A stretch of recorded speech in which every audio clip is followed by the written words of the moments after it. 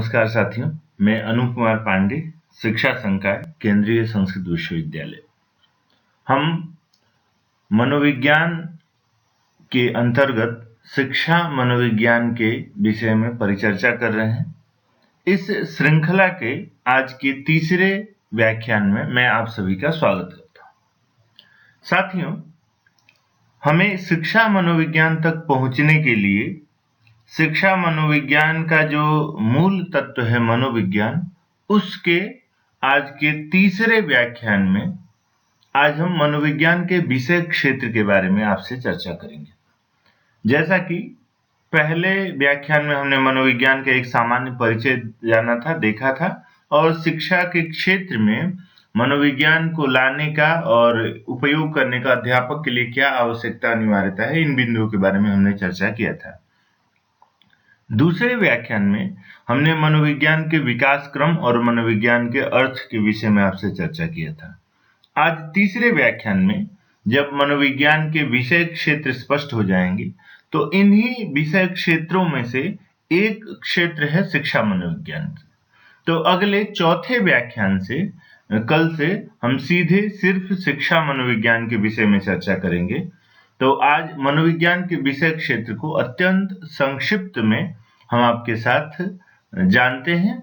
इस चीज को हम हमेशा ध्यान रखेंगे कि मनोविज्ञान आजकल इतना विस्तृत मनोविज्ञान का क्षेत्र हो गया है और विश्व की आबादी का लगभग 25 से 30-35% तक हिस्सा आज विविध प्रकार के मानसिक अवसाद, तनाव, कुंठा आदि से ग्रस्त है। इस परिस्थिति के अनुरूप मनोविज्ञान विषय की मांग भी समाज में बढ़ती जा रही है, और जैसे जैसे इसकी मांग बढ़ रही है, लोगों के जितने प्रकार की समस्याएं बढ़ रही हैं, उसी प्रकार का मनोविज्ञान का विषय क्षेत्र भी विस्तृत होता जा रहा है। तो कुछ मूलभूत जो विषय क्षेत्र हैं, जो आधारभूत मनोविज्ञान के विषय क्षेत्र, उनके बारे में हम इसमें चर्चा करेंगे, जो मुख्य हैं। इसके अतिरिक्त भी अन्य क्षेत्रों में भी मनोविज्ञान आज अपनी पैठ बना रहा है और मनोविज्ञान की आवश्यकता के अनुरूप उन क्षेत्रों में भी इसके सिद्धांतों का प्रयोग किया जा रहा है। तो आइए देखते हैं मूलभूत मनोविज्ञान के विषय क्षेत्र कौन कौन से हैं। साथियों, मनोविज्ञान के विषय क्षेत्र में जब सबसे पहले क्षेत्र की हम चर्चा करते हैं, तो पहला बिंदु आता है सामान्य मनोविज्ञान का। अंग्रेजी में इसको नॉर्मल साइकोलॉजी कहते हैं। सामान्य मनोविज्ञान एक ऐसा विषय क्षेत्र है जो प्रायः सभी मनोविज्ञान के विषय क्षेत्रों का आधार बनता है, और इसमें किसी भी व्यक्ति का अध्ययन किया जा सकता है। कोई भी ऐसा सामान्य व्यक्ति जो अपने व्यवहार में तात्कालिक परिवर्तन दिखा रहा है, या उसके व्यवहार में हमें तात्कालिक परिवर्तन दिखाई दे रहा है, और इसको बहुत समय से हम नोट कर रहे हैं कि पहले इस व्यक्ति का व्यवहार ऐसा नहीं था, अब एकाएक यह बदल रहा है, तो क्यों, कैसे, इन संदर्भों का अध्ययन करने वाला जो मनोविज्ञान होता है, वो सामान्य मनोविज्ञान कहलाता है। इसके और अधिक स्पष्टता के लिए आप देखिए, आप अपने घर में अगर 4-5 सदस्य रहते हैं, तो कोई बच्चा खासकर एज ग्रुप के फर्क के आधार पर यह दिखाई देगा आपको, या तो सामाजिक परिवर्तन के आधार पर आपको दिखाई देगा। एक आपके घर का ऐसा सदस्य जो अब तक अपने घर के सदस्यों के साथ ही बैठता था, मिलता जुलता था, बातचीत करता था, अब वो अगर समाज के अन्य लोगों से मिल रहा है, या उसका एक सामाजिक समूह बन गया है, उसके साथ रहने वाले लोगों का एक ग्रुप बन गया है, और उस ग्रुप में, उस समूह में वो अत्यधिक समय बिता रहा है, उसके आधार पर जब वो लौट करके आ रहा है अपने घर परिवार वाले लोगों के साथ, तो उसके व्यवहार में या तो चिड़चिड़ापन, या फिर पहले की तरह वो सभी बातों की प्रतिक्रियाएं नहीं दे रहा है, सभी के साथ पहले की तरह मिलजुल नहीं रहा है। ऐसा अक्सर आपने अपने घर परिवार के सदस्यों के साथ देखा होगा। अपने मित्रों के मित्र मंडली में तमाम ऐसे मित्र हैं, तो कुछ एक मित्रों के स्वभाव में देखा होगा और सुना भी होगा, लोग कहते भी हैं कि अब ये पहले जैसे नहीं रहे, अब तो बदल गया है। तो इन कारणों का जो अध्ययन करने वाला मनोविज्ञान है, या इन व्यवहार के परिवर्तनों का अध्ययन करने वाला जो मनोविज्ञान है, उसको सामान्य मनोविज्ञान के अंतर्गत रखते हैं, उसको नॉर्मल साइकोलॉजी कहते हैं। दूसरा जो मनोविज्ञान है वो है असामान्य मनोविज्ञान। नाम से ही स्पष्ट हो रहा है अब नॉर्मल साइकोलॉजी, जब किसी व्यक्ति का व्यवहार सामान्य से विपरीत होता है, असामान्य व्यवहार होता है। सामान्य भाषा में या सामान्य शब्दों कहते हैं कि ये पागल हो गया, इसकी मति मारी गई है, इसकी बुद्धि भ्रष्ट हो गई है। तो कुछ ना कुछ इसका कारण होता है, जिसके कारण से कोई व्यक्ति सामान्य व्यक्ति की तरह व्यवहार नहीं करता है, उटपटांग व्यवहार करता है। तो उन कारणों का अध्ययन करने वाला मनोविज्ञान का जो उन कारणों का अध्ययन करने वाली मनोविज्ञान की जो शाखा है, मनोविज्ञान का जो क्षेत्र है, उसको असामान्य मनोविज्ञान कहते हैं। किसी भी व्यक्ति का व्यवहार सामान्य सामाजिक व्यवहार से इतर है, वो कुछ अबनॉर्मल व्यवहार कर रहा है, बिना काम का किसी से लड़े भिड़े जा रहा है, सबको मारे जा रहा है, चिड़चिड़ा हो गया है, तो कुछ न कुछ उन कारणों को जानने के लिए जो अध्ययन किया वो असामान्य मनोविज्ञान के अंतर्गत आता है। इसी के तहत किसी बीमारी के कारण किसी की कोई समस्या है, या फिर मानसिक जो कोशिकाएं हैं वो उसी तरह से कार्य नहीं कर पा रही, या तो क्षतिग्रस्त हो गई हैं, जिसके कारण रक्त संचार नहीं हो पा रहा है और वो उसका व्यवहार असामान्य हो रहा है। तो इन क्षेत्रों का अध्ययन करने वाला जो मनोविज्ञान का विषय क्षेत्र है वो असामान्य मनोविज्ञान है। तीसरा जो क्षेत्र है वो है बाल मनोविज्ञान, चाइल्ड साइकोलॉजी। बच्चों का अपना बिहेव होता है, अपना क्रियाकलाप होता है, अपनी जिंदगी होती है, और क्रमशः अगर हम बाल मनोविज्ञान का ध्यान देते हैं तो बच्चों के क्रिया प्रतिक्रिया के आधार पर, उनके चेष्टाओं के आधार पर, उनके क्रियाकलापों के आधार पर उनके भविष्य का निर्धारण करने में बहुत सहायता मिलती है। अगर 4 तरह के खिलौने रख दें, एक खिलौना जो है एक्टिविटी बेस्ड है, जिसमें क्रियात्मकता कुछ जोड़ने, घटाने, बनाने, चलाने का है। दूसरा कोई चित्रांकन वाली चीजें रख दीजिए। तीसरी कोई ऐसी चीजें रख दीजिए जिसमें सिर्फ मूवमेंट होता है, बढ़ाना घटाना नहीं, वो चल फिर रहा है, करा रहा है।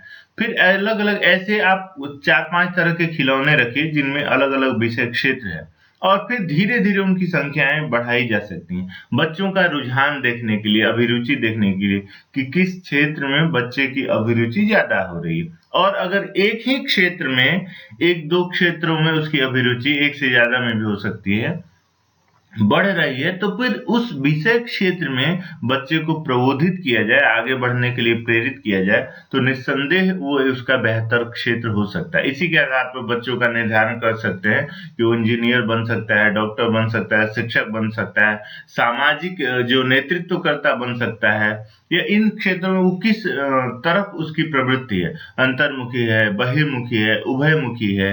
इस प्रकार से उसके व्यक्तित्व के निर्धारण में बाल मनोविज्ञान बहुत कुछ सहायता करता है, और उसके भविष्य के निर्धारण में भी सहायता करता है। चौथा जो मनोविज्ञान का क्षेत्र है वो है किशोर मनोविज्ञान।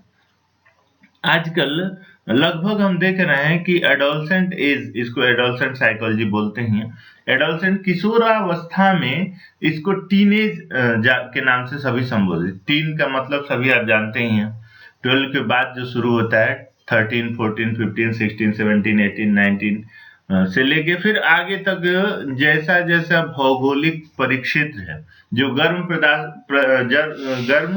क्षेत्र प्रधान है, जहाँ पर उष्णता अधिक है, तो उष्णता की प्रधानता वाले क्षेत्रों में जो बच्चे जन्म लेते हैं, पलते बढ़ते हैं, वो समय से पहले किशोरावस्था भी उनमें आती है, यौवनावस्था भी आती है, और वृद्धावस्था भी आती है। वहीं शीत प्रधान जो क्षेत्र है, उन क्षेत्रों में जन्म लेने वाले, पलने बढ़ने वाले बच्चे जो होते हैं, वो देर तक जो है वो किशोरावस्था उनमें आती है, रहती है, युवावस्था भी रहती है और वृद्धावस्था भी रहती है, उनकी जीवन अवधि भी लंबी होती है। तो ऐसा मनोवैज्ञानिकों का चिंतन है कि टीन एज 10-12 वर्ष से लेकर के उधर 18-19, कहीं कहीं 22-24 वर्षों तक लोगों ने पहुंचाया हुआ। यह क्यों अंतर हो रहा है? क्योंकि वो जो भौगोलिक क्षेत्र में अंतर हो रहा है, इस कारण से।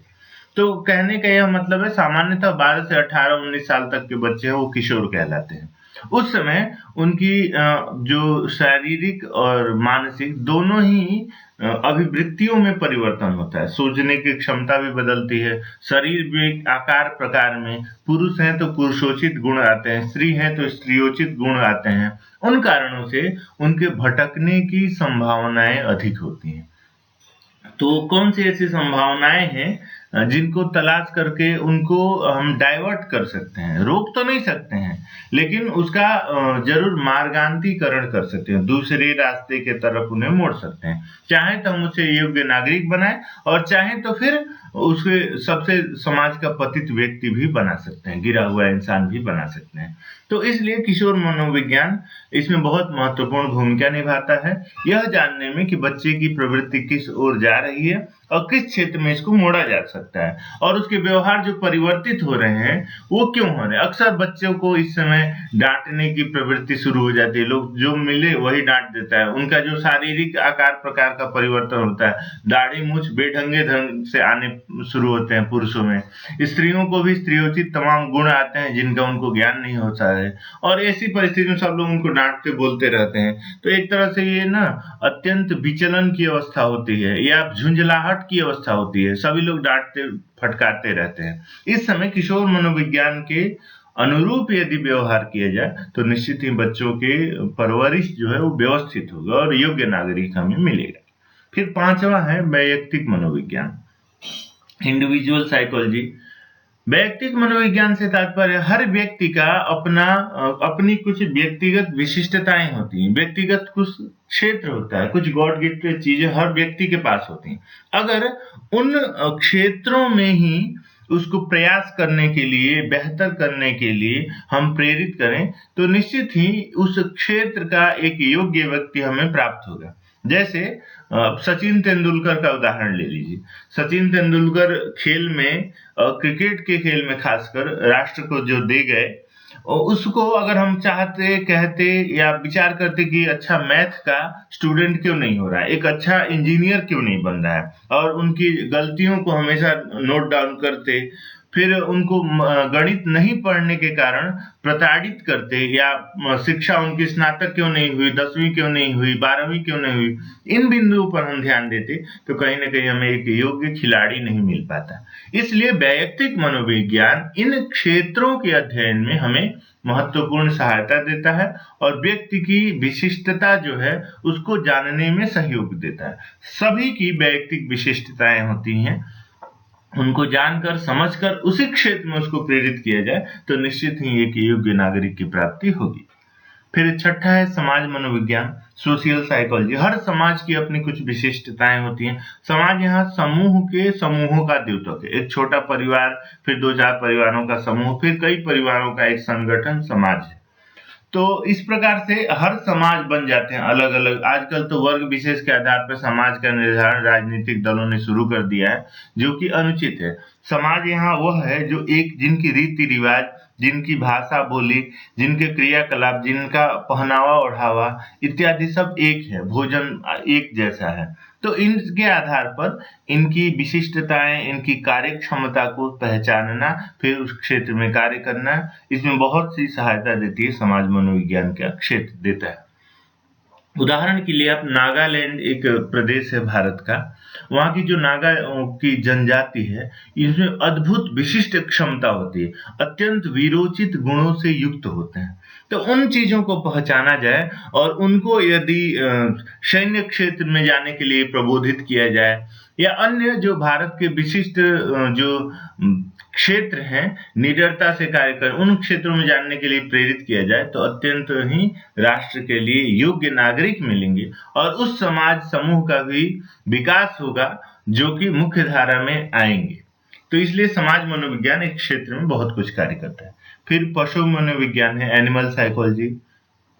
जब भी मानव अपना अध्ययन आरंभ करता है या फिर अनुप्रयोग आरंभ करता है, प्रयोग शुरू करता है, तो उसमें मनुष्य पर कोई भी प्रयोग करने से पूर्व वो पशुओं पर करता है, हम सभी जानते हैं। तो पशु मनोविज्ञान ही मानवीय मनोविज्ञान को समझने में सहायता देता है, और इसलिए पशु मनोविज्ञान को यदि अच्छी तरह समझा जाए तो मानवीय मनोविज्ञान को भी समझने में बहुत कुछ सहायता मिलती है। फिर है प्रयोगात्मक मनोविज्ञान, एक्सपेरिमेंटल साइकोलॉजी। जब एक परिस्थिति में किसी का व्यवहार परिवर्तित दिखाई देता है तो कारणों को जान करके कुछ हम प्रयोग कर सकते हैं। इन प्रयोगों के आधार पर मानसिक रूप से अस्वस्थ व्यक्तियों को स्वस्थ किया जा सकता है। तो प्रयोगात्मक मनोविज्ञान इसमें महत्वपूर्ण सहयोग देता है। इसमें प्रयोग के लिए जो मुख्य धाराएं हैं, अपेक्षाएं हैं, प्रयोगशाला, और फिर उसके बाद variables, dependent independent variables, medieval जो है वेरिएबल्स, कंट्रोल वेरिएबल्स, जो अर्थात जो चर होते हैं, वेरिएबल्स अर्थात चर, जो स्वतंत्र चर जिसके ऊपर प्रयोग किया जाए, क्षमा करेंगे, स्वतंत्र चर जिसका प्रयोग किया जाए, परतंत्र चर जिसके ऊपर प्रयोग किया जाए, मध्यवर्ती चर सभी उन दोनों के बीच में आने वाले, कंट्रोल जो कुछ चीजों पर नियंत्रण किया जाए तो स्थितियां सुधर सकती हैं। इन चीजों को ऊपर प्रयोग करने वाला जो मनोविज्ञान होता है उसको एक्सपेरिमेंटल साइकोलॉजी, प्रयोगात्मक मनोविज्ञान कहते हैं। फिर 9वां क्षेत्र है विश्लेषणात्मक मनोविज्ञान। ये है एनालिटिकल साइकोलॉजी। किसी व्यक्ति का या समूह का जो है जब भी हमें मुख्य अंशों का ज्ञान करना होता है, खासकर जो आईबी हैं या भारत की जो इंटेलिजेंस एजेंसियां हैं वे, या अन्य देशों की इंटेलिजेंस एजेंसियां जो है वो विश्लेषणात्मक मनोविज्ञान का प्रयोग करती हैं किसी व्यक्ति के व्यवहार को जानने के लिए, किसी समूह के व्यवहार को जानने के लिए, किसी तमाम आतंकवादी जो संगठन है उनके क्रिया प्रतिक्रियाएं, कार्यशैली को जानने के लिए विश्लेषणात्मक मनोविज्ञान का प्रयोग ये तमाम इंटेलिजेंस एजेंसियां करती हैं। या फिर एक मनोवैज्ञानिक भी किसी व्यक्ति के व्यवहार के सूक्ष्म तत्वों का जो है अन्वेषण करने के लिए, विश्लेषण करने के लिए इस एनालिटिकल साइकोलॉजी, विश्लेषणात्मक मनोविज्ञान का प्रयोग करता है। फिर है उत्पत्ति मूलक मनोविज्ञान, ये जेनेटिक साइकोलॉजी है। इसमें किसी भी व्यक्ति का, दंपति के जो अग्रिम संतति है उनके प्रभावों का अध्ययन, विश्लेषण करने के लिए उत्पत्ति मूलक मनोविज्ञान का जो है प्रयोग किया जाता है। उदाहरण के लिए एक व्यक्ति है और उसकी अग्रिम पीढ़ी कैसी होनी चाहिए, इसमें माता पिता दोनों का मानसिक रूप से स्वस्थ होना, उनके क्रियाकलाप का स्वस्थ होना अनिवार्य है। अगर एक ही पिता है, इसमें कालिका वंश जो हम आगे पढ़ेंगे और आपको ज्यादा जानना होगा इसके बारे में तो आप कमेंट बॉक्स में लिख करके बताइएगा। ज्यूकस वंश और कालिका वंश, इन दोनों पर प्रयोग तमाम मनोवैज्ञानिकों ने किया। एक ही व्यक्ति का 2 प्रकार के महिलाओं से शादी कराया गया और दोनों से संततियां हुई। जो एक थी जो एक तरह से नगर वधु थी, नगर वधु से तात्पर्य कई लोगों से उसका संपर्क था, अभिसारिका प्रकृति की थी। और दूसरी जो है वो पतिव्रता थी, उसके अच्छे विचार थे, घर में रहती थी और एक ही व्यक्ति से संपर्क था। अक्सर देखा गया कि जो पतिव्रता थी, व्यवस्थित थी, उसकी जो संतति हुई वो आगे व्यवस्थित रही, समाज के लिए उपयोगी रही। वहीं जो पतिता थी, अभिसारिका थी, बहुत लोगों से संपर्क था, उसके जो बच्चे हुए वो उसी प्रकृति के हुए, जबकि दोनों ही प्रकार के बच्चों के पिता एक जैसे थे। तो तमाम इन जेनेटिक साइंस में कार्य करने वाला, जो जेनेटिक मनोविज्ञान के क्षेत्र, जेनेटिक विज्ञान के क्षेत्र में कार्य करने वाले जो मनोविज्ञान है उसको जेनेटिक साइकोलॉजी बोलते हैं, उसको उत्पत्ति मूलक मनोविज्ञान बोलते हैं। तो साथियों, अगला जो विषय क्षेत्र है वो है विकासात्मक मनोविज्ञान। विकासात्मक मनोविज्ञान से तात्पर्य है किसी भी क्षेत्र में कार्य करने वाले व्यक्ति का जो विकासक क्रम है उसका अध्ययन करना। सामान्यतः जब हम शिक्षा मनोविज्ञान के क्षेत्र में जाएंगे तो भी इस विकासात्मक मनोविज्ञान की सहायता लेंगे। विकासात्मक मनोविज्ञान यह बताएगा कि एक बच्चे का जो विकास क्रम है उसमें उसके व्यवहारों का परिवर्तन या व्यवहारों में, क्रियाकलाप में परिवर्तन कब और किन दशाओं में हो रहा है। तो इनका अध्ययन करने वाले जो विषय क्षेत्र है वह है विकासात्मक मनोविज्ञान।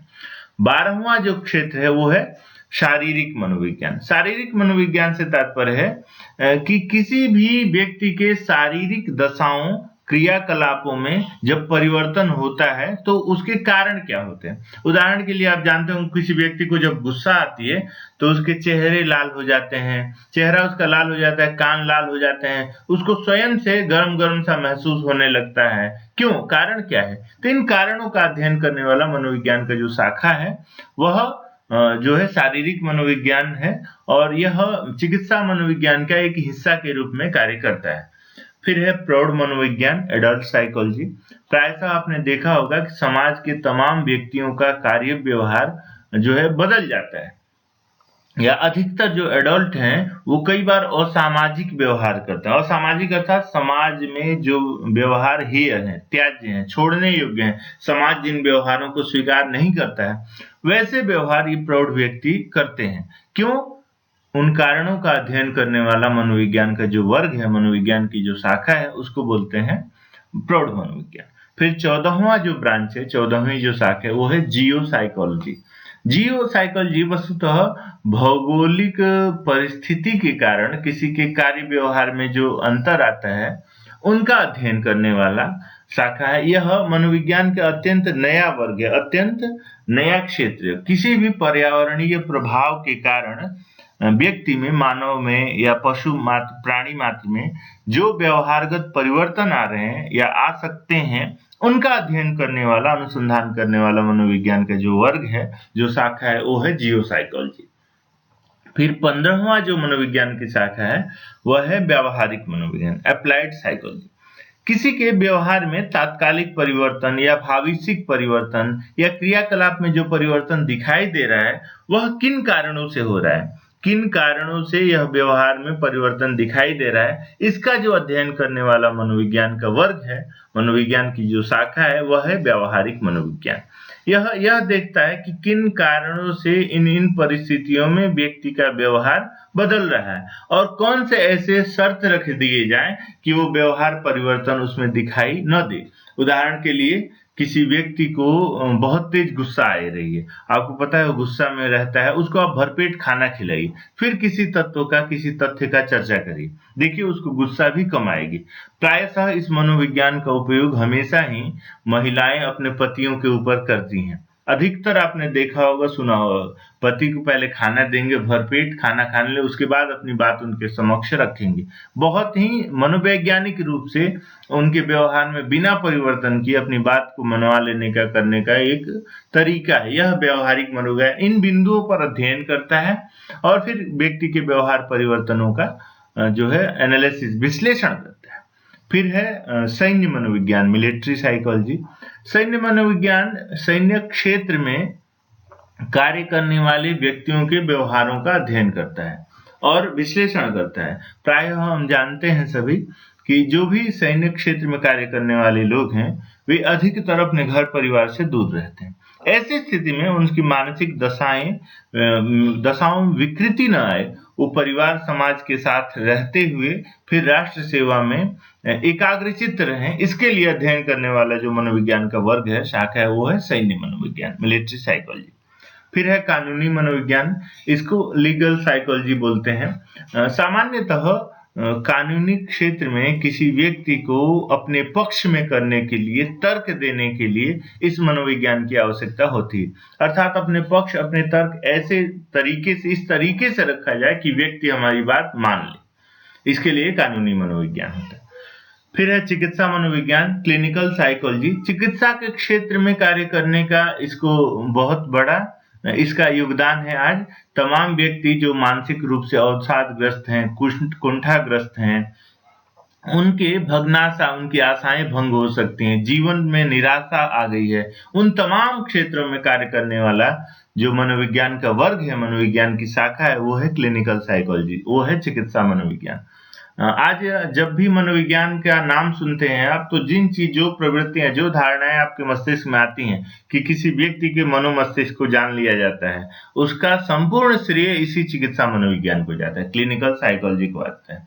उन तमाम समस्याओं को सुनने के बाद, समझने के बाद उनको औषधि, दवाएं भी दी जाती हैं, जिसके कारण उनकी मानसिक दशाएं जो है वो अवरोधित हों और वो सामान्य व्यवहार की तरफ पुनः जो है प्रवृत्त हो सके। इसलिए फिर 19वीं जो शाखा है वो है शिक्षा मनोविज्ञान, एजुकेशनल साइकोलॉजी। हम अब तक यह जो 3 व्याख्यान सुन रहे हैं वो तीनों पृष्ठभूमि, एक बैकग्राउंड के रूप में है। हमें पढ़ना क्या है, इन्हीं 20 शाखाओं में से एक जो है शिक्षा मनोविज्ञान, इसका हमें अध्ययन करना है। वहां तक जाने के लिए एक बैकग्राउंड के रूप में हमने इन तमाम 20 क्षेत्रों को जाना, चाहे पहला वो हो व्याख्यान, दूसरा या ये तीसरा। आगे हम अग्रिम व्याख्यान में सीधे अब शिक्षा मनोविज्ञान के विषय में चर्चा करेंगे। शिक्षा मनोविज्ञान का अर्थ ही है कि शैक्षिक क्षेत्र में शिक्षा से जुड़े क्षेत्रों में कार्य करने वाले व्यक्तियों के कार्य व्यवहार का अध्ययन करने वाला जो मनोविज्ञान है वह है शिक्षा मनोविज्ञान। फिर 20वां जो है वो निर्देशन और परामर्श का मनोविज्ञान है। प्रायशः आपने देखा होगा कि समाज में रहने वाले सभी व्यक्तियों की बातें सभी लोग नहीं मानते हैं, लेकिन कुछ एक व्यक्ति ऐसे होते हैं जिनकी बातें सभी सुनते हैं, समझते हैं। उदाहरण के लिए श्रद्धेय अटल बिहारी वाजपेयी जी को देखिए, वो चाहे सत्ता पक्ष हो या विपक्ष हो, सभी उनकी बातों को गौर से सुनते थे, समझते थे, विचार विमर्श उस पर करते थे। उनकी बातों को हमेशा तवज्जो दिया जाता था, सम्मान के साथ स्वीकार किया जाता है। कारण क्या था? कुछ न कुछ विशेष उनमें था। तो ऐसे क्षेत्र में कार्य करने वाला, अध्ययन करने वाला मनोविज्ञान का जो वर्ग है, जो शाखा है, उसको निर्देशन एवं परामर्श का मनोविज्ञान कहा जाता है।